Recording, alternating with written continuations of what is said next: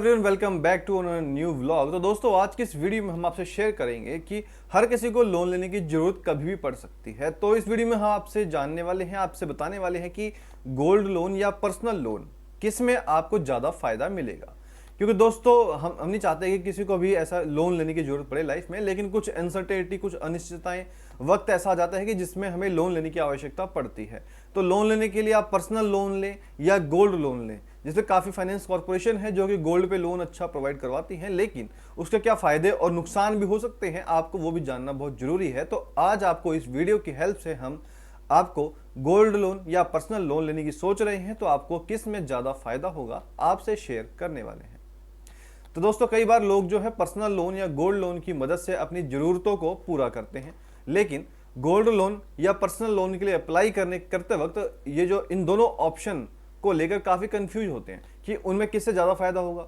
तो आज की इस वीडियो में हम सब बताने वाले हैं उन चीज़ों को ध्यान में रखना बहुत ज़रूरी है ताकि लोन लेने पर आपको किस फील्ड में फ़ायदा हो सकता है। दोस्तों चैनल पर नए हैं तो सब्सक्राइब कर लीजिए, वीडियो को लाइक और शेयर करना ना भूलिए ताकि सभी तक ये इन्फॉर्मेटिव वीडियोस पहुंचती रहे। तो सबसे पहले हम जानते हैं कि किस में कितना होता है इंटरेस्ट रेट, यानी ब्याज दर जो है वो किस में कितना होता है, तो या फिर किस में कितना कम पाया जाता है। तो अगर हम बात करें कि ब्याज दर की, तो आपको बता दें कि कई सारे बैंक जो हैं बहुत ही कम ब्याज दर पर, यानी बिल्कुल कम लो इंटरेस्ट रेट पर गोल्ड लोन ऑफर करते हैं। लेकिन जबकि पर्सनल लोन में आपको ज़्यादा ब्याज देना होता है। तो आपको बता दें इसका सबसे बड़ा रीज़न ये है कि गोल्ड लोन एक सिक्योर्ड लोन होता है कि जिसकी वजह से आपको ये जो लोन है बिल्कुल कम ब्याज पर मिलता है।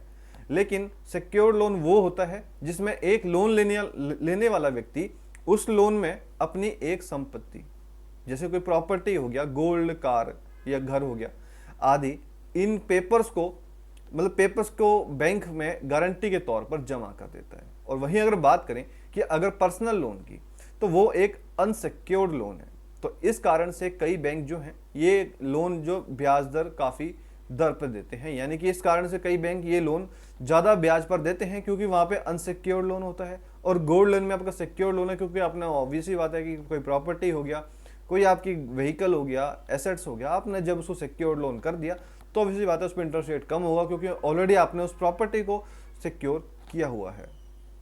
कौन से डॉक्यूमेंट्स की आपको पड़ सकती है ज़रूरत लोन लेते वक्त, तो आपको बता दें कि गोल्ड लोन या फिर पर्सनल लोन लेते वक्त आपको कुछ डॉक्यूमेंट्स जमा कराने पड़ते हैं। अगर बात करें पर्सनल लोन की, तो अनसिक्योर्ड लोन होने की वजह से आपको कई सारे डॉक्यूमेंट्स जैसे आधार कार्ड हो गया या फिर residence proof, voter ID card, इस तरीके के डॉक्यूमेंट्स को बैंक में सबमिट करना होता है।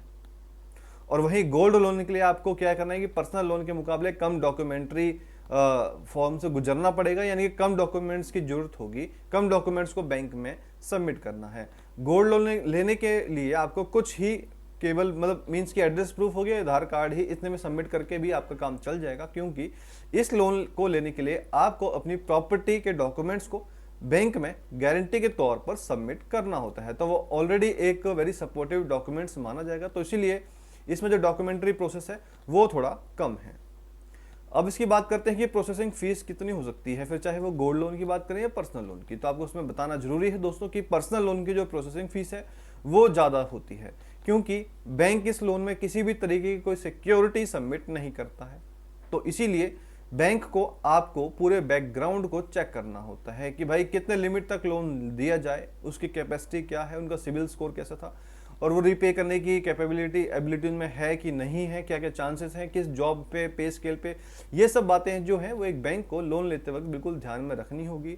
लेकिन वहीं अगर गोल्ड लोन लेने पर आप अपनी प्रॉपर्टी को बैंक में सिक्योरिटी के तौर पर सबमिट करते हैं, तो इसीलिए आपको वहाँ प्रोसेसिंग फीस जो है वो भी बिल्कुल जमा नहीं करनी पड़ती है। अक्सर कई बैंक होती है तो बहुत कम होती है, लेकिन जनरली आपको उसमें प्रोसेसिंग फीस पे बिल्कुल जमा नहीं करना पड़ता है। तो आपको बता दें कि इसके लिए कई बैंक जो है बैकग्राउंड चेक भी नहीं करते हैं, क्योंकि जब आप किसी फाइनेंस कॉर्पोरेशन में गए, इंस्टीट्यूशन में गए जहाँ पे आपने गोल्ड लेके गए, उसके बेस पे आपको लोन चाहिए, तो ऑब्वियसली बात है कि आपको कोई बैकग्राउंड चेक नहीं करेगा। जनरली कुछ फॉर्मेलिटीज़ होंगी, रिटर्न फॉर्मेलिटीज़, कि भाई आप कहीं चोरी कर तो नहीं लेकर आए हो, या कहाँ से आपने एक्वायर किया, वो आपका अपना है या आपको विरासत में मिला हुआ है एंसेस्ट्रल में। तो ये सब चीज़ें जनरली पूछ के वो आगे आपको लोन देने के लिए फॉरवर्ड कर देंगे और इससे ज़्यादा कोई आपके डॉक्यूमेंट फॉर्मेलिटीज नहीं होगी। तो दोस्तों इन सभी बातों को आप ध्यान में रखकर आप गोल्ड लोन लें या पर्सनल लोन में से किसी भी एक को सिलेक्ट करना चाहिए, ताकि लोन लेते समय आपको फायदा हो सके। क्योंकि लोन लेना एक काफ़ी मुश्किल वाला कार्य है, क्योंकि आपको एक मोटा अमाउंट यानी कि हायर अमाउंट जो है ब्याज तौर के रूप में देना पड़ता है। तो इस चीज़ को ध्यान में रखते हुए आप लोन लीजिए। तो इस वीडियो के रिगार्डिंग आपके माइंड में कोई क्वेश्चन हो या क्वेरी हो तो आप हमें कमेंट सेक्शन में मेंशन कीजिए। डेफिनेटली आपके सवालों का जवाब जल्द से जल्द दिया जाएगा। मिलते हैं जल्दी दोस्तों आपको न्यू वीडियो के साथ। Thanks for watching this video.